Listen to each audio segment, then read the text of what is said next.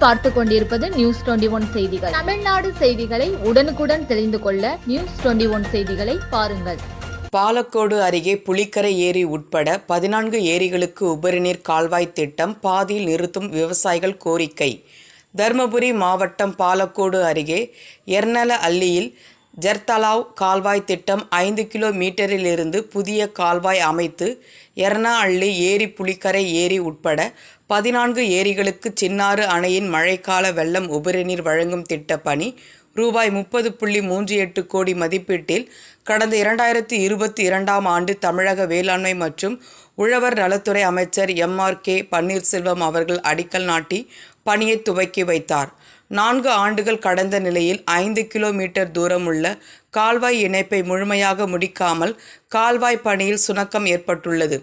மேலும் பெரும்பாலான ஏரிகளுக்கு கால்வாய் அமைக்கப்படாமல் நீர் கொண்டு செல்ல முடியாத அவலநிலை ஏற்பட்டுள்ளது. கால்வாய் திட்டம் நிறைவேற்றப்படாமல் பாதியிலே நிறுத்தப்பட்டுள்ளதால் கால்வாய் திட்டத்தை எதிர்பார்த்து காத்திருக்கும் விவசாயிகளுக்கு துயரத்தை ஏற்படுத்தியுள்ளது.